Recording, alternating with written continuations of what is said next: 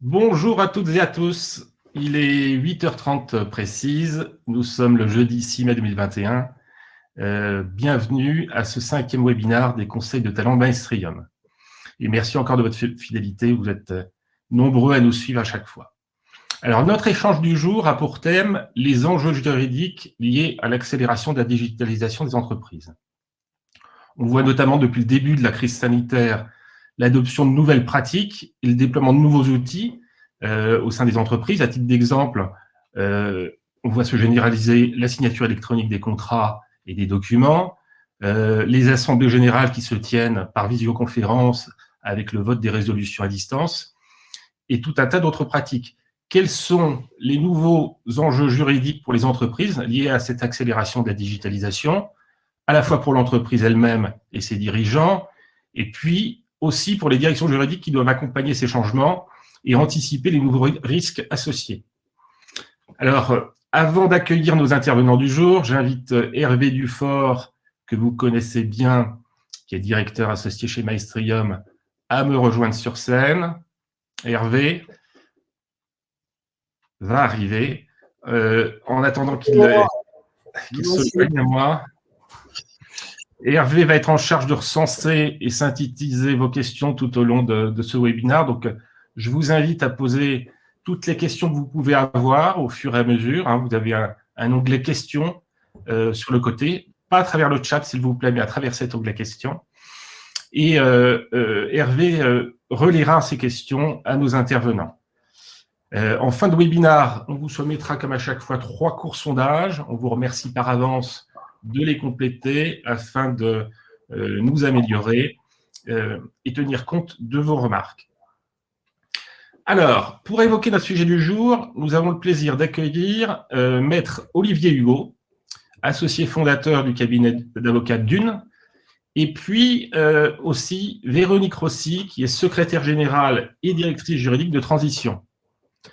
Merci par avance à tous les deux de cet échange à venir. Et à vous la parole. Les voilà qui arrivent. Bonjour Véronique. Bonjour. Bonjour à tous. Bonjour. À vous la parole.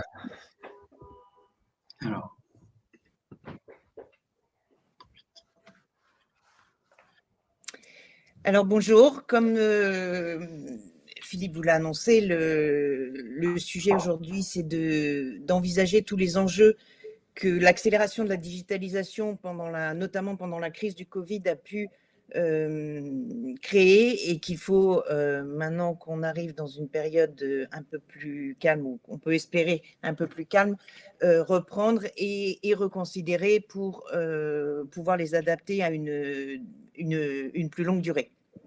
Les sujets qu'on va aborder sont notamment la signature électronique, la mise en place de la signature électronique et ces enjeux, tous les sujets liés aux mesures temporaires qui ont été adoptées en matière de secrétariat juridique, donc de convocation des assemblées et de tenue des assemblées. Et nous envisagerons enfin, dans la mesure où toutes ces données sont de nouvelles, viennent créer le volume et la diversité des données électroniques archivées, tous les sujets qui sont liés à la gestion de ces données.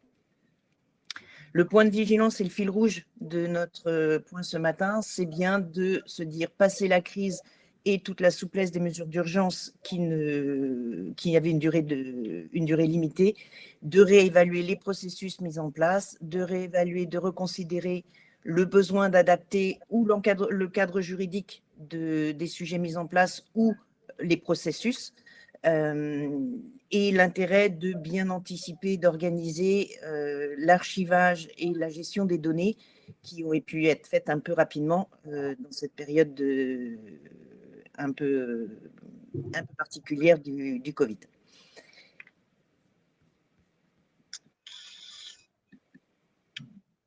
Alors, oui, donc pour évoquer la question de la signature des contrats, la première question est de savoir qui signe.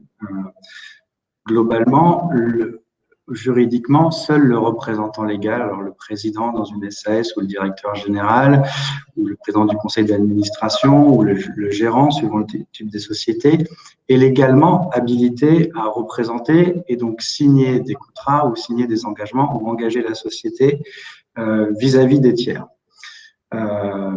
Pour cela, en pratique, suivant la taille de la société, ce n'est pas faisable, on voit très bien. C'est pour ça qu'on doit mettre en place des délégations, il devient obligatoire de mettre en place des délégations.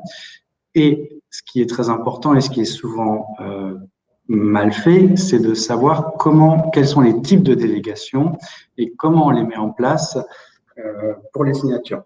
Il y a deux types. Le premier est donc la délégation de signature, qui est une délégation sans être une délégation. C'est-à-dire que le signataire, c'est souvent ce que l'on voit, la pratique des PO, des pour-ordres. C'est-à-dire que le signataire n'est pas forcément disponible ou ne peut pas signer, à valider ou pas, c'est souvent des courriers.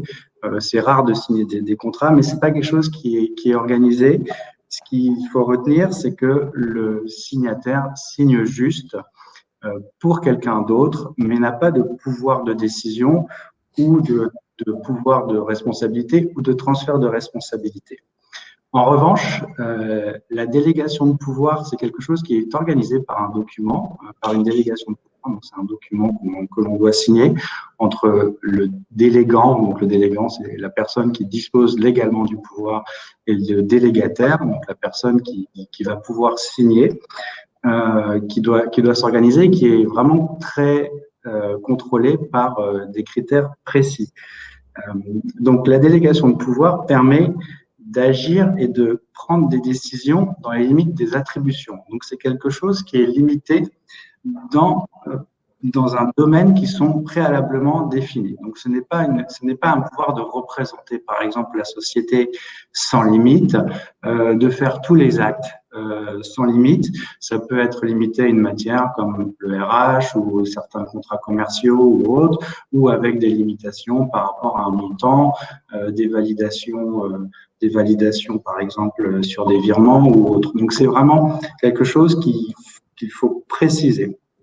Elle doit être acceptée par le délégataire. C'est très important parce que la délégation de pouvoir a des conséquences juridiques essentielles, c'est qu'elle emporte un transfert de responsabilité.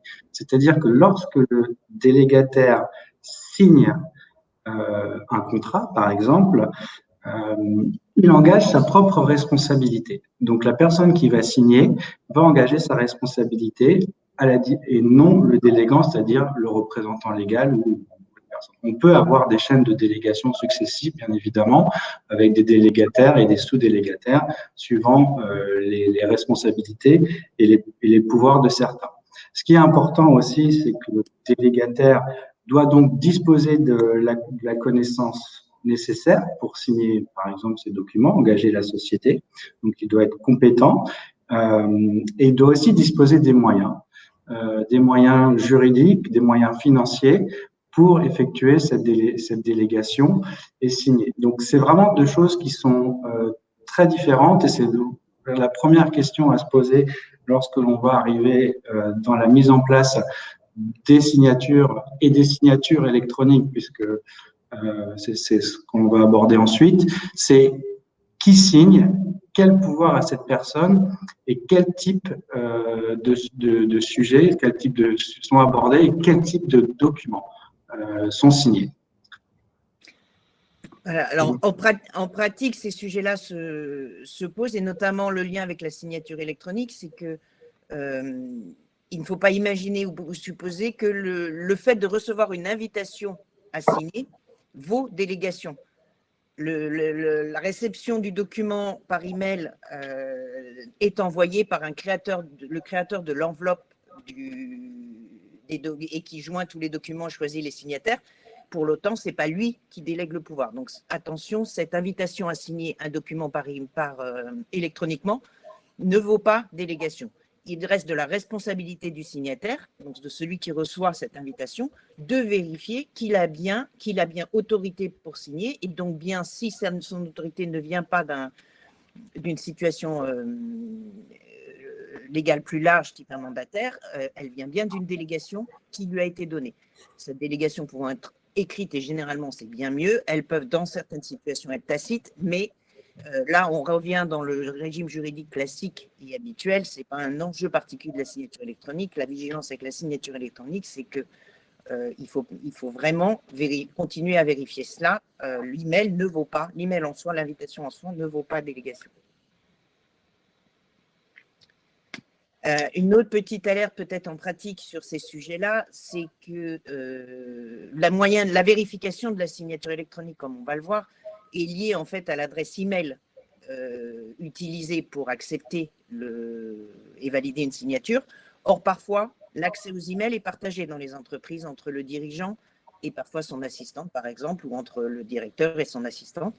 Et donc, ça veut dire que ce système en PO que pouvait avoir l'assistante avant n'existe plus en matière de signature électronique. Si l'assistante signe avec un accès à l'email, ça apparaîtra comme une signature du dirigeant. Donc, vigilance, ou du directeur ou de la personne qui devait signer. Donc, vigilance sur ces modes pratiques et ces accès partagés en matière d'email quand on déploie la signature électronique. Je voudrais poser une question, Véronique et Olivier, qui me vient en tête. Sans faire de publicité pour les Legal Tech, quelle est la panoplie d'outils à disposition? Comment sont-ils référencés? Et y a-t-il un formalisme nécessaire à la mise en place d'une délégation de signature sous forme électronique? Alors, en général, la délégation de signature ou de pouvoir. Pour moi, la caractéristique de la délégation de signature en soi, c'est qu'elle est souvent pas encadrée juridiquement. D'accord. C'est plus quelque chose qu'on va mettre en place d'un point de vue parfois, enfin voilà, pas très. Ça va être mis en place pratiquement, mais c'est pas encadré. La délégation de pouvoir, c'est vraiment un document à part, parce que, comme je le disais tout à l'heure, il existe un transfert de responsabilité. Il faut vraiment que la personne ait les moyens d'exercer cette délégation. En fait, les délégations de pouvoir pour engager la société, elle va être liée au poste et aux responsabilités de la personne. La délégation de signature, ça va être plus en général sur un acte donné, où c'est vraiment un aspect pratique. Parfois, c'est encadré les délégations de signature, parfois. Mais en pratique, on le voit rarement. Donc là, sur la mise en place des délégations, bon, c'est un contrat. Enfin, voilà, c'est un acte, pas un contrat, mais c'est un acte. C'est associé en général d'ailleurs à un contrat de travail, parce que c'est dans le cadre de l'exercice du contrat de travail. Mais après, sur la mise en place de ce que l'on va aborder, oui, il y a des outils plus sur de signature électronique, des prestataires de signature électronique qui sont certifiés. C'est ce qu'on appelle des services de confiance qualifiés. Il y en a plusieurs, oui, mais je peux en citer quelques-uns parmi les plus connus. DocuSign, qui est très connu, ça c'est américain. Mais en français, en Legal Tech française, il y a par exemple YouSign ou UniverSign qui commencent à être assez largement utilisés, déjà qui sont des services de qualité d'une part. Je ne fais pas de publicité non plus, mais ils sont listés parce qu'il y a vraiment une liste de prestataires et on les voit, je pense qu'on les a tous vus de plus en plus pour signer, notamment avec votre organisme bancaire ou avec votre assureur, le recours à ce type de service. Merci.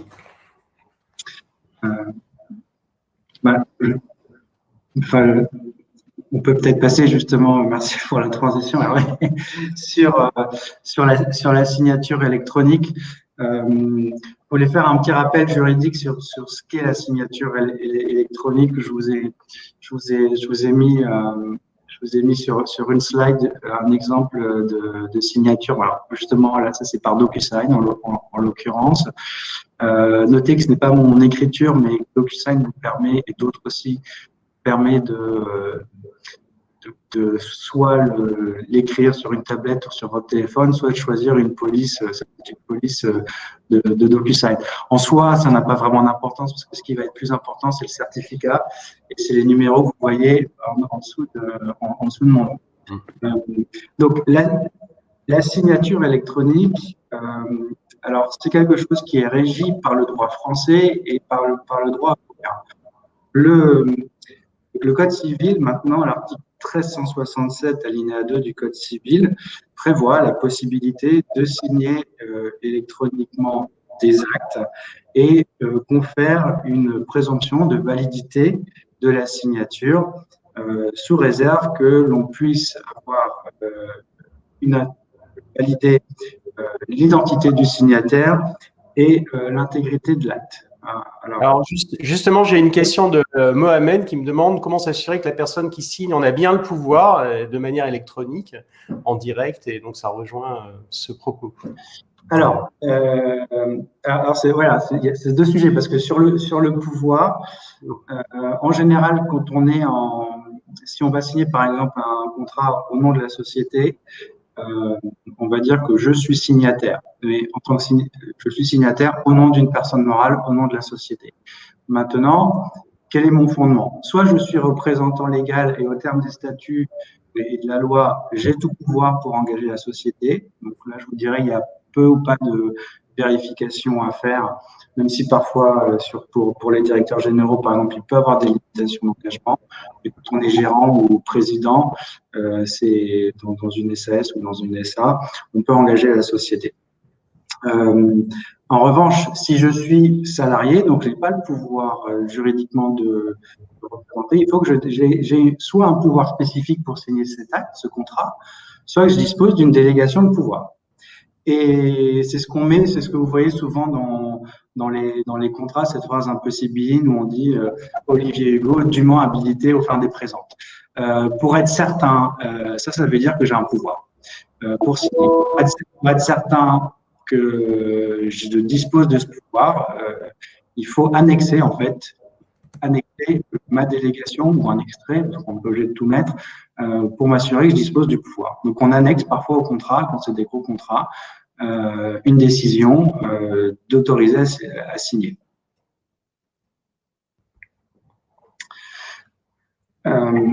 Alors, je reviens sur la signature électronique en soi et les différents types de signature. Donc, je vous disais, c'est quelque chose qui est intégré dans le droit français. C'est quelque chose qui est intégré aussi dans le droit européen, puisqu'il y a un règlement européen qui date du 23 juillet 2014, qui s'appelle EIDAS, qui identifie en fait 3 types de signatures électroniques avec une gradation à la fois d'une part de simplicité, mais aussi de sécurité. La première, c'est ce qu'on appelle la signature électronique simple. La signature électronique simple, c'est la signature qui est la moins sécurisée. C'est la signature que vous allez souvent voir si vous signez en recevant par exemple via un prestataire, alors DocuSign, Sign ou autre, un email. Vous recevez un email avec un lien pour cliquer pour signer. Vous signez, vous cliquez sur le lien, vous êtes dirigé sur le site du prestataire, vous voyez l'acte que vous allez signer et vous signez. Mais vous n'avez pas d'autre authentification. Le problème de cela, c'est qu'on a très peu de preuves ou pas du tout de preuves que même si moi j'ai reçu sur mon email, que d'une part je suis le seul à avoir accès à mon email, peut-être que cet email est partagé avec quelqu'un, que ce soit professionnellement ou personnellement, ou qu'il y avait, je sais pas, que c'est moi qui suis derrière l'ordinateur et qui signe. Donc cette signature, elle a une valeur juridique qui est extrêmement limitée, donc qui n'est pas spécialement à recommander d'une manière générale. Je pense que celle qui est le plus utilisée aujourd'hui, c'est la signature électronique avancée. Alors, la signature électronique avancée a, a, a des avantages, c'est-à-dire des caractéristiques, c'est qu'elle permet d'identifier le signataire. Donc la personne, qui est encore un des critères de validité, et garantir l'intégrité de l'acte. C'est-à-dire que on sait que c'est moi qui ai signé et on sait que l'acte en l'état tel que je l'ai signé, c'est ce qu'on avait quand on utilise la signature manuscrit, on garantit l'intégrité de l'acte avec les paraphes. C'est-à-dire qu'on signe toutes les pages, et enfin on signe la dernière page en général, la page de signature, mais on paraphe pour s'assurer que il n'y a pas quelqu'un qui a changé, qui a remplacé une feuille et qu'on a bien accepté. Donc en fait, grosso modo, on signe, on marque notre accord sur chacune des pages du contrat ou de l'acte à signer. Bon, quand on fait en signature électronique, on signe juste à la fin, on n'est pas de paraphe. On peut en mettre, mais c'est pas obligatoire, justement parce que l'acte est garanti. L'intégrité est garantie. Donc, quand vous avez des contrats qui font 100 pages, c'est beaucoup plus simple à organiser que quand vous deviez parapher 100 pages on voit encore parapher 100 pages sur du papier. Donc, la différence avec la signature simple, c'est que là, on a quelque chose en plus que le lien vers l'email pour garantir l'identité de la personne qui signe. La solution qu'on va voir, qui va être le plus utilisée, et je pense que tout le monde a déjà vu ça, c'est le SMS. C'est-à-dire que vous allez renseigner votre email et aussi votre numéro de téléphone portable, que a priori, à la différence de l'email, le téléphone portable est quelque chose qui est beaucoup plus personnel. Aujourd'hui, on a presque tous un, voire deux, que l'email.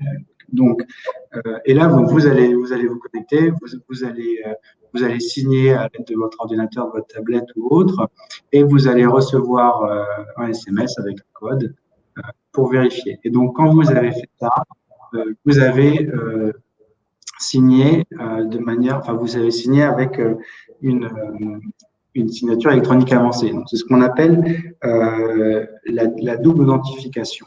Il y a d'autres moyens de le faire. Par exemple, d'autres prestataires font différemment ou vous demandent, par exemple, YouSign fait comme ça, de leur envoyer une photocopie ou un scan de votre passeport ou votre carte d'identité pour vérifier que c'est bien vous. Donc, c'est un moyen de vérifier que c'est bien vous et vous avez donc une présomption de validité de cette signature. C'est pour ça qu'on la voit, par exemple, quand je citais l'exemple des assurances ou des banques, pour celles qui utilisent la signature électronique, vous avez systématiquement une authentification par SMS. Je pense qu'on l'a tous vu. Et la dernière signature électronique, qu'on appelle la signature électronique qualifiée, donc qui a une présomption de fiabilité, on arrive, elle est plus rare parce qu'elle est un peu plus complexe à mettre en place. Parce qu'elle nécessite un certificat électronique. En revanche, elle a une valeur juridique qui équivaut à une signature manuscrite. Mais elle demande de vérifier préalablement l'identité du signataire. Alors, c'est ce qu'on appelle un peu la procédure face à face. Il y a plusieurs façons de le faire suivant les prestataires. Alors, comment on vérifie cette identité préalablement? Alors, première chose assez simple, c'est vous êtes entre guillemets en présentiel, c'est-à-dire que vous êtes là, mais vous signez électroniquement et une vérification est faite par un tiers. Bon, je vous dirais, si on fait ça, ça retire un peu l'intérêt de la signature électronique, d'avoir besoin d'être présent. Mais bon, ça arrive aussi malgré tout, parce qu'il y a une simplicité.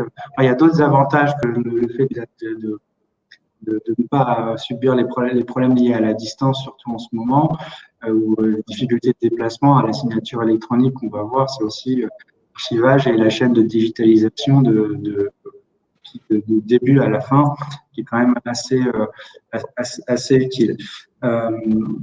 Donc, ça peut être un certificat, une clé, par exemple, avec laquelle on signe. Des prestataires comme par exemple, DocuSign, eux, ils utilisent encore un autre moyen de vérifier votre identité. C'est ils vous font ils vous demandent votre pièce d'identité. Il faut envoyer, ils vérifient avec un programme qui permet de vérifier. Donc, c'est une pièce qui, a priori, d'identité qui est conforme, c'est pas une fausse, globalement. Et ensuite, ils vous demandent de vous mettre en visio pour vérifier que vous êtes là. Donc, c'est vraiment alors là, si vous faites ça, voilà, c'est plus lourd. Donc, c'est pas à privilégier pour toutes les signatures et tous les contrats.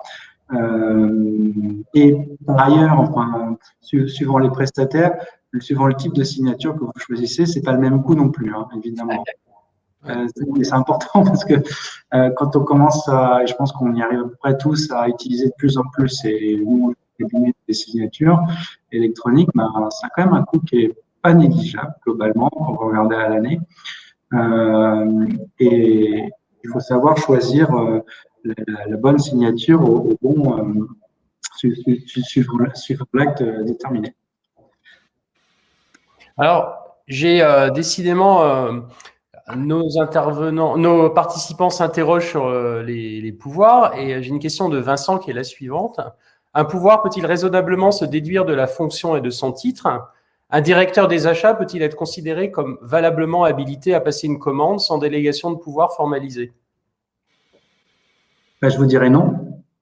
Il faut la formaliser. Et c'est ça le problème, c'est que c'est jamais fait. Enfin, non, c'est pas jamais fait, mais c'est assez rare. Parce que ça veut dire que là, vous êtes un peu dans une zone grise. On ne peut pas présumer du rôle.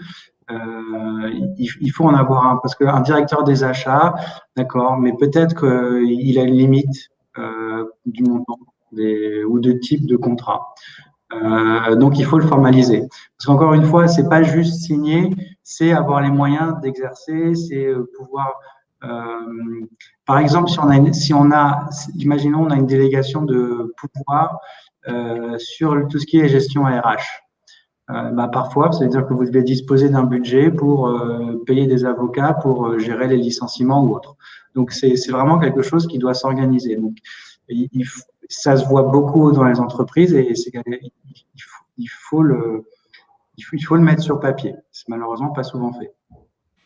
En ce qui concerne l'archivage, peut-on se passer de l'archivage papier ou y a-t-il pas des risques ou y a-t-il des règles particulières en termes de durée de conservation?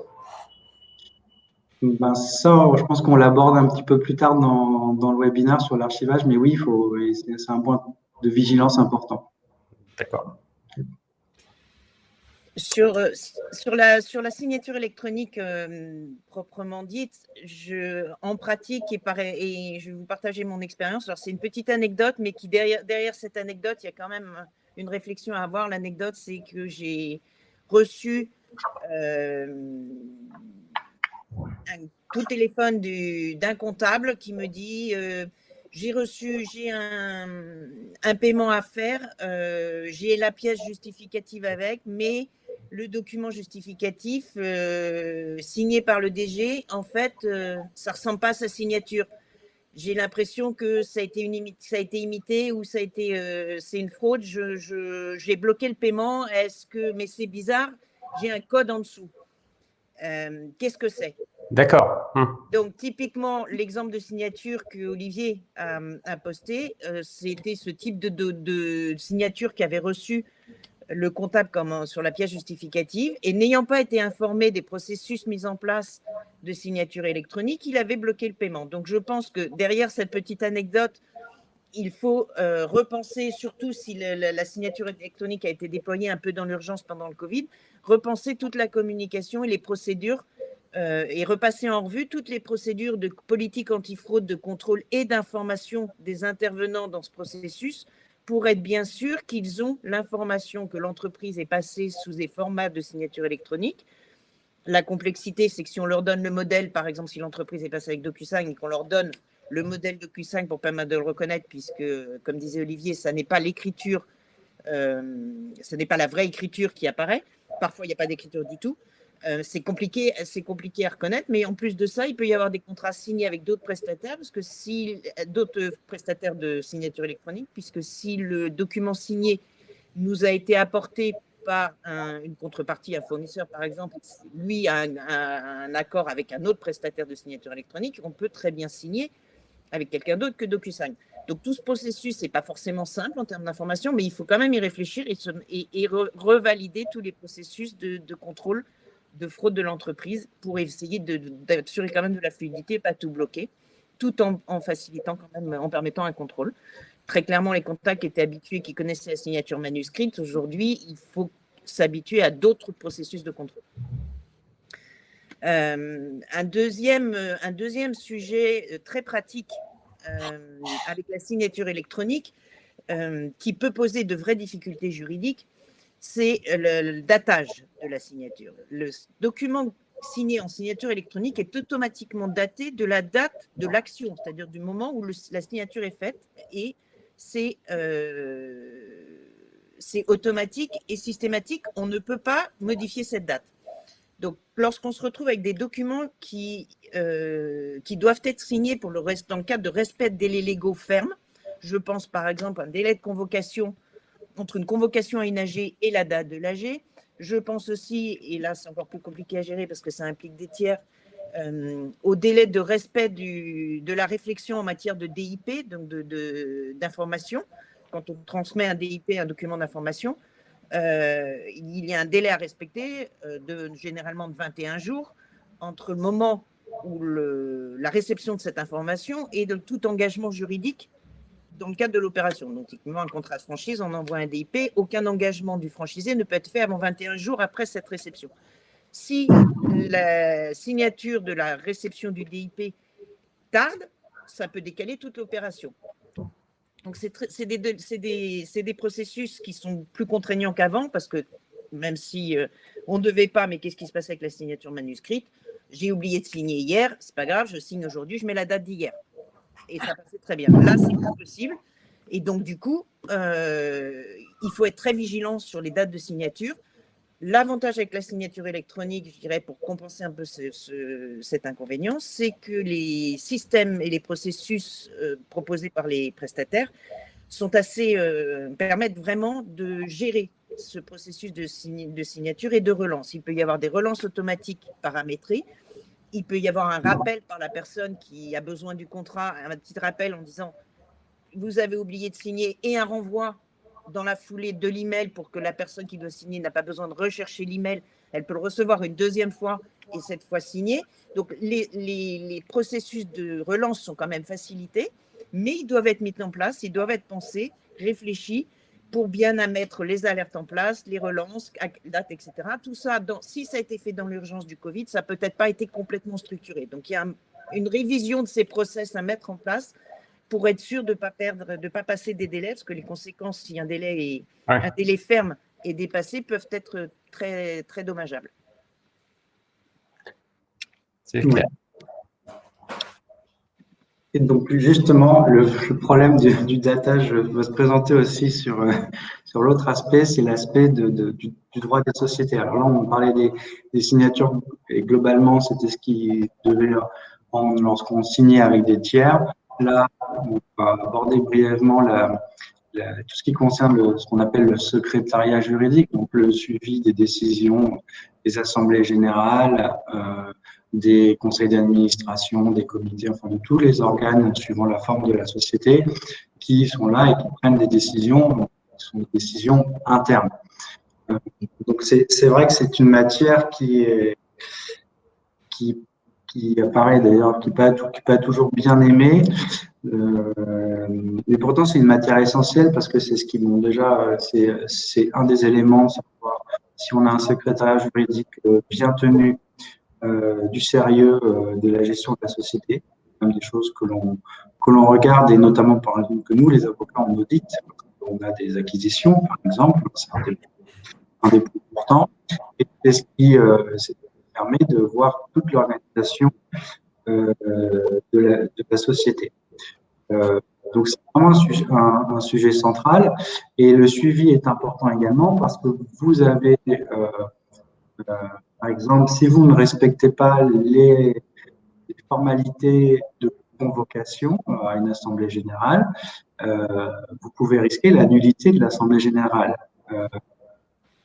Ça peut être à vous avoir des conséquences, notamment par exemple si vous votez pendant cette assemblée générale une augmentation de capital et que vous avez mal convoqué, pas respecté les délais, ou vous n'avez pas la preuve que vous avez valablement convoqué, parce qu'à la fin demeure toujours une question de preuve, vous risquez la nullité de la décision.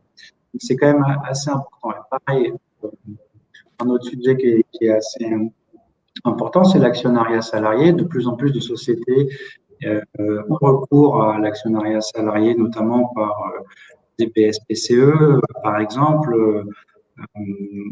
Ça, c'est suivant la taille de société, c'est aussi assez compliqué à suivre parce que quand vous commencez à avoir un certain nombre de salariés avec des BSPCE, donc qui sont des options, en fait, sont des bons qui vous permettent d'acquérir des actions de la société, de devenir actionnaire de la société ou associé à un prix prédéterminé sous une durée ou dans des conditions prédéterminées.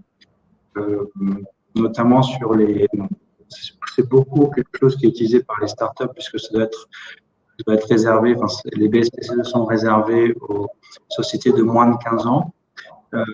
C'est un peu une tannée. Donc, les outils de digitalisation et les prestataires sont quand même bienvenus pour aider à suivre tout ça. Donc, je vous ai mis, pour être un petit peu franc, je vous ai mis la chaîne en fait que l'on voit pour tenir, que ce soit tenir une assemblée générale ou une décision du conseil d'administration. Et la digitalisation en fait va pouvoir s'appliquer à chaque étape. Ça veut dire qu'on peut maintenant passer vraiment sur toute la chaîne de la convocation aux formalités, rester, de pas casser la chaîne numérique.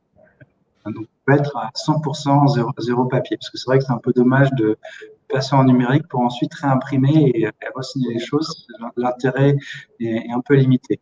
Donc, par exemple, si je prends l'exemple d'une assemblée générale, donc la convocation, elle est faite par LRAR en général, en tout cas traditionnellement. Alors, on parlerai après des ordonnances Covid sur la slide suivante, mais globalement, ça se fait par lettre recommandée. Suivant le type de société, et suivant vos statuts, vous pouvez le faire différemment. Notamment, je pense aux SAS qui permettent qui offre une grande liberté dans la rédaction des statuts. Vous pouvez prévoir des convocations autrement que par lettre recommandée, notamment par email. Après, vous avez besoin de la preuve que la convocation a bien été reçue. Parce que le problème des emails, c'est que vous n'avez pas toujours des accusés de réception. Donc, il faut quand même avoir la preuve parce qu'il faut que la personne l'ait reçue. Mais vous pouvez donc signer votre convocation, envoyer les documents associés à votre convocation, les rapports, les projets de résolution à voter par email. La tenue de l'Assemblée, alors ça date pas du Covid, mais la tenue de l'Assemblée, traditionnellement, évidemment, elle se fait physiquement. Maintenant, ou la réunion maintenant, et ça fait plusieurs années qu'on a prévu, mais il faut que ça soit prévu dans les statuts, pouvoir tenir les assemblées par visioconférence, avec des outils de visioconférence sous certaines conditions, mais c'est possible. La signature, alors pareil, l'assemblée, vous pouvez par exemple être présent ou vous pouvez aussi signer un pouvoir. Et vous signez un pouvoir, ce qui se fait de plus en plus, c'est comme ça qu'on dit, vous envoyez un pouvoir par DocuSign ou par signature électronique, peu importe, par un prestataire à l'associé qui peut pas se déplacer ou être présent à l'assemblée. Il va vous le signer et vous avez directement le pouvoir aussi directement sous forme digitale, sous forme numérique. Et donc, la signature de l'acte juridique, alors en général, c'est le procès-verbal, en fait, un procès-verbal de l'Assemblée générale ou un procès-verbal du conseil d'administration. Donc ça, c'est signé en général par le président de la société et un associé, et souvent l'associé qui a le plus d'actions, et un secrétaire qui a tenu la séance. Ces trois signatures peuvent s'organiser également, signature électronique. Et à mon avis, prendre une signature peut-être avancée, plus qu'une simple, même s'il y a moins de risque de contestation pour ce type d'acte que pour un contrat, parce que c'est un acte quand même qui est interne à la société, mais on peut le signer. Et ensuite, les formalités, ça c'est quelque chose qui est aussi assez important et parfois assez lourd. Parce que le type de formalité que vous pouvez avoir, c'est certains actes, notamment certaines augmentations de capital ou autres, doivent être enregistrés au SIO, centre d'impôt, et ensuite, et en tout état de cause, déposés au greffe du tribunal de commerce compétent du siège de la société. Alors, comme le temps passe, je vais relayer une question de Michel Henry qui nous demande quelles sont les bonnes pratiques, d'après nous, pour se prémunir de cyberattaques dans ce domaine. Alors, c'est aussi un point qu'on aborde un peu plus tard sur les cyberattaques, mais ça, c'est vraiment, moi, de ce que je vois dessus, déjà, c'est une obligation de garantir de protéger ces données. Ça, c'est important. Donc, c'est pas un luxe, c'est une obligation. Et notamment des données personnelles. On l'abordera rapidement tout à l'heure. Se garantir, ce qu'on fait nous, c'est ce qu'on recommande à nos clients, c'est de faire pratiquer des audits techniques. C'est vraiment une question technique, qui a un aspect un peu juridique parce qu'il y a des obligations juridiques aussi, mais il faut faire des audits. Et souvent les sociétés qui subissent de telles attaques n'ont pas pratiqué d'audit technique. Merci.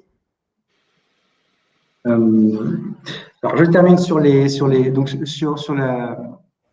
digitalisation. Donc, ce qui est récent, et après je laisserai la parole à Véronique, mais ce qui est récent depuis seulement le 1er janvier 2021, c'est que les greffes les greffes et les centres des impôts sont tenus d'accepter les signatures et les documents signés électroniquement. Ce qui n'était pas le cas avant, ils les refusaient. Ce qui nous posait des problèmes parce qu'on pratique beaucoup la signature électronique depuis longtemps et on était obligé de redoubler d'une signature manuscrite parfois, ce qui était un peu ubuesque alors qu'on était par ailleurs en plein Covid, alors que Bercy avait mis une circulaire l'année dernière pour dire qu'il refusait les signatures électroniques en plein Covid. C'était un peu étrange comme position, mais c'est plus le cas. Depuis 5 mois maintenant, on peut tout. Donc on peut avoir une chaîne globale digitale. C'est ça, je pense qu'il faut retenir. Juste, je vais, pour illustrer un peu la pratique des expériences pratiques en matière de déploiement de ces sujets, un petit point de vigilance dans la durée ou en tout cas d'attention dans la durée. Alors, je pense essentiellement les services juridiques des entreprises qui peuvent être concernés, mais toutes ces formalités faites avec le greffe maintenant électroniquement requièrent un mode de paiement qui ne peut plus être le mode traditionnel de facturation et de paiement par l'entreprise. Il faut payer immédiatement en ligne. Donc, ça requiert une carte bancaire. Selon les politiques des entreprises, tous les intervenants, tous les salariés n'ont pas toujours une carte professionnelle, particulièrement si ces processus-là ont été mis en place un peu dans l'urgence pendant le Covid. Il est probable ou il est possible que pour parer à cette situation, les juristes aient utilisé leur carte personnelle, carte bancaire personnelle et fait des notes de frais. C'est des processus qui dépannent, qui dans la durée peuvent avoir des conséquences en matière de reporting, de politique RH, de politique de contrôle des dépenses, de sécurité des paiements, assez délicate, surtout que finalement, quand plus ça va se développer, et plus il risque d'y avoir ce genre de dépenses. Donc, il y a peut-être un processus sur le mode de paiement à remettre à plat et revérifier comment ces outils-là ont été utilisés en matière de mode de paiement. Merci Véronique. Alors, juste très rapidement, en une minute sur les ordonnances Covid. Donc, vous savez qu'on a eu des ordonnances pour faciliter les tenues des assemblées, les différentes décisions. Alors, ces ordonnances ont été prorogées, elles sont effectives jusqu'au 31 juillet 2021. Donc, c'est bientôt fini. Ce qu'il faut retenir, c'est que sous le régime de ces ordonnances qui ont perduré pendant encore 2 mois, c'est qu'effectivement, c'est plus le cas maintenant, mais vous avez juste une obligation de moyens d'envoyer par lettre recommandée si vous ne pouviez pas vous déplacer. Bon, ça, c'était plus l'année dernière. Aujourd'hui, c'est moins pertinent. Mais ça autorise en fait des envois dématérialisés. Ça autorise la visioconférence, donc sous réserve que la visioconférence soit une vraie visioconférence, c'est-à-dire qu'on puisse identifier les personnes, que la personne puisse s'exprimer, donc transmission de la voix, et qu'on ait une retransmission continue des débats, et de la réunion. On peut le faire, et idem pour le vote par correspondance et la consultation écrite. La chose à retenir, c'est que donc ça s'appliquait même clause contraire des statuts, ou même si la loi ne l'autorisait pas. Pour certains, ça dépend des types de sociétés ou ça dépend des entités. Alors, c'est pas le sujet, mais notamment les AG de copropriété, c'était pas possible. C'était possible en Covid. Ce qui va être intéressant, c'est de savoir comment est-ce que ça va perdurer sur le long terme, et surtout, ce que disait Véronique, de voir sur le long terme, c'est-à-dire que là, il faudra peut-être changer à modifier vos statuts, si c'est pas le cas, pour permettre de continuer dans cette voie, si c'est cette voie qui est choisie, et je pense que ça risque de s'installer quand même dans le temps, sur cette souplesse de convocation et de tenue des décisions collectives. Je pense qu'on peut aborder le dernier point, parce qu'il y avait déjà des questions dessus. Donc, sur la conséquence de ce qu'on vient de voir, je pense, c'est on augmente le volume des documents numériques que l'on stocke, que l'entreprise a et stocke. Donc, se posent des questions, les 2 questions qui sont, à mon sens, essentielles, c'est l'archivage et la sécurité de ces données. Donc, l'archivage, ça permet de garantir la fidélité du document dans le temps, et de manière à ce que le document ne soit pas altéré. Donc, l'archivage, c'est souvent, ça passe par un tiers archiveur, ce qu'on va appeler un tiers de confiance. L'archivage, alors il peut y avoir un archivage sur les serveurs de l'entreprise, mais on en a le contrôle, et parfois il y a des problèmes aussi de droit d'accès. Alors que l'archivage avec un tiers archiveur apparaît à recommander, parce que lui va pouvoir garantir justement cette intégrité et dans le respect de la norme relative à l'archivage électronique. Un autre sujet qui, dans le cadre de l'archivage, qui est très important, c'est que on parlait de la signature électronique. Sur la signature, à partir de la signature électronique avancée, vous avez un certificat, un sceau qui garantit le signataire et l'intégrité de l'acte. Sauf que ce qu'on oublie, ou sur quoi les prestataires n'insistent pas nécessairement, c'est que ces certificats ont une durée limitée.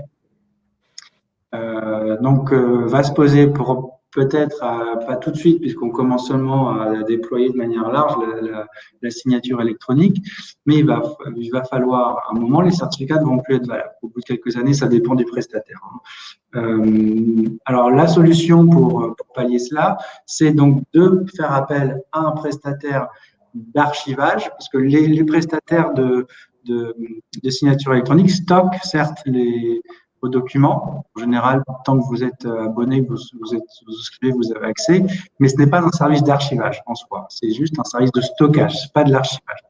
Donc, vous pouvez faire appel à un service d'archivage qui va lui, justement, recertifier et prendre la suite du prestataire et du certificat, et garantir que dans 5 ans, 10 ans, 15 ans, les contrats qui sont toujours valables et qui ont été signés, vous pourrez toujours les authentifier et garantir leur intégrité.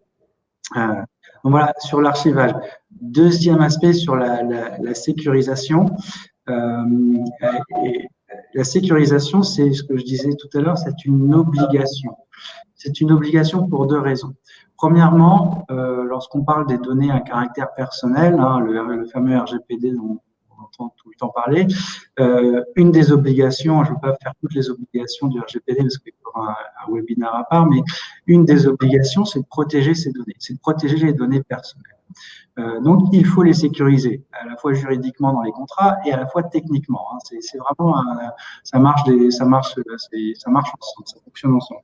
Donc, vous devez les sécuriser. C'est une obligation légale. Si vous les sécurisez pas et que vous faites pirater, vous pouvez engager votre responsabilité. Donc, il y a des règles quand même, des normes hein, de sécurité, on va dire des best practices. C'est pour ça qu'un audit technique est, à mon sens, jamais superflu. Pareillement, pour les données, les données des affaires, donc pour les données qu'on souhaite voir couvrir par le secret des affaires, une obligation ou une condition légale pour que ces données soient protégées et qu'elles soient secrètes. Par définition, vous voyez, ça va de sens, mais ça veut dire que vous devez avoir pris des mesures pour les conserver secrètes, des mesures techniques. Autrement, vous n'êtes pas protégé si quelqu'un se les approprie de manière illicite ou illégitime. Donc, c'est beaucoup plus compliqué parce que vous ne pourrez pas démontrer que vous avez souhaité les protéger. Donc, l'obligation de sécurisation va de pair et d'archivage va, à mon sens, de pair avec tout ce qu'on a dit depuis le début sur cette numérisation grandissante. Je vais juste être dans ce contexte-là. Alors, l'importance de passer pour sécuriser la qualité du document et l'intégrité du document par des prestataires d'archivage, c'est important. Il faut être vigilant aussi à l'utilisation au quotidien de ces documents et à la démultiplication des bases d'archivage. Parce que l'entreprise peut se retrouver avec des processus comme celui-là, à avoir un certain type de contrat chez tel stocké et archivé à tel endroit, un autre type ailleurs, ceux qui sont encore manuscrits en interne, et avoir du coup des sources de documentation multiples qui peuvent devenir un vrai casse-tête quand on a besoin de retrouver le document, quand on a besoin de faire un audit, quand on a besoin de produire les documents.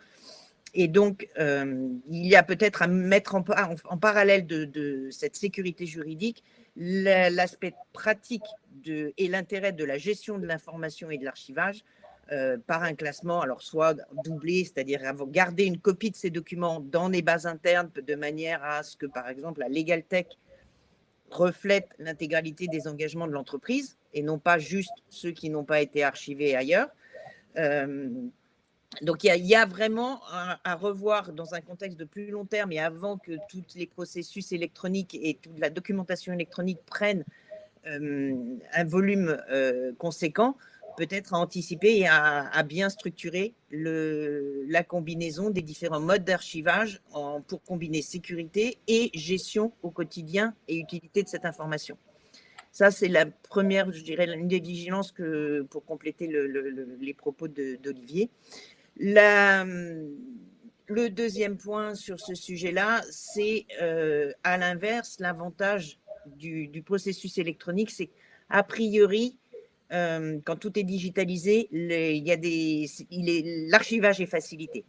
On n'a plus le problème de récupérer les documents signés qui, souvent, par exemple, le service juridique est en charge d'archiver ces documents et de les conserver pour le futur, mais le signataire n'est pas au service juridique, le contrat n'est pas. Là, au moins, avec la signature électronique et tous les processus de digitalisation, en fait, dès le départ, dès l'initiation du processus, la personne en charge de l'archivage peut être mise dans la boucle et recevoir automatiquement les documents signés. Donc, il y a une sécurisation de la circulation de cette information par ces outils-là et une facilitation de cet archivage. Encore faut-il que derrière, toute la structure et l'organisation a bien été pensée. Alors, je me permets d'intervenir parce qu'il nous reste peu de temps et nous avons deux questions.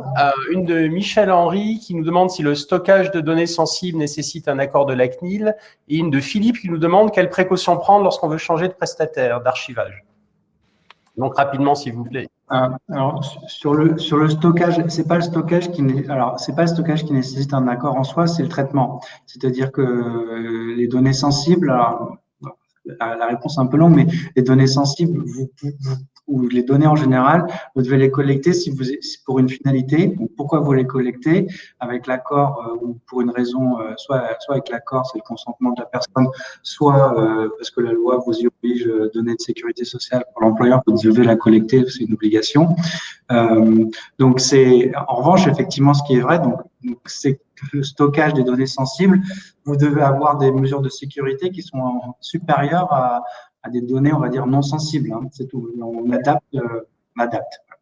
Merci. Et sur l'autre question, sur le changement de prestataire d'archivage, quelles précautions? Je pense qu'en général, ils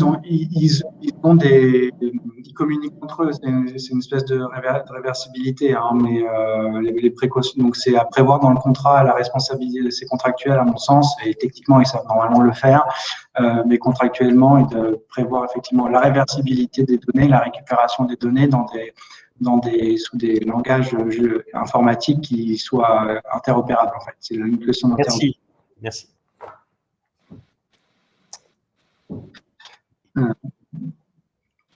Donc, j'avais juste mis un mot parce qu'on en a parlé tout à l'heure sur les objectifs en une phrase de la CNIL sur 2021, parce que chaque année, la CNIL prévoit des objectifs. Et un des points, c'est vraiment la cybersécurité. On sait que depuis le Covid, il y a eu énormément d'attaques, beaucoup plus qu'avant. Nous, on l'a vu chez nos clients.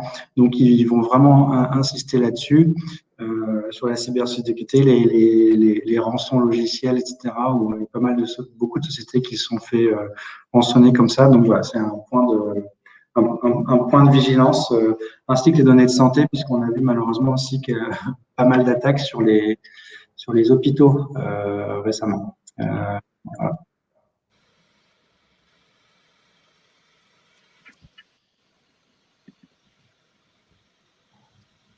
Eh bien, très bien.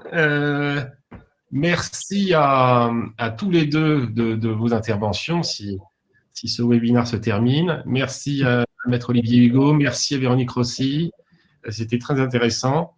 Et puis, merci à tous de votre présence à ce webinaire. Je vous invite à compléter les petits sondages qui ont été publiés pour apprécier la qualité de ce webinaire et du sujet qui a été traité. Et puis, on va se retrouver, si on peut modifier les slides, s'il vous plaît. Voilà. On va se retrouver, j'ai un problème de caméra, on va se retrouver jeudi 3 juin prochain, à 8h30 toujours, sur un nouveau conseil des talents Maestrium, avec une thématique ressources humaines, et qui aura pour thème exact les ressources humaines face aux défis de la sortie de crise, stratégie, outils et choix éthiques. Tout ça préparé à nouveau par Hervé. Un grand merci à tous, bonne journée et à très bientôt. Au revoir. Au revoir.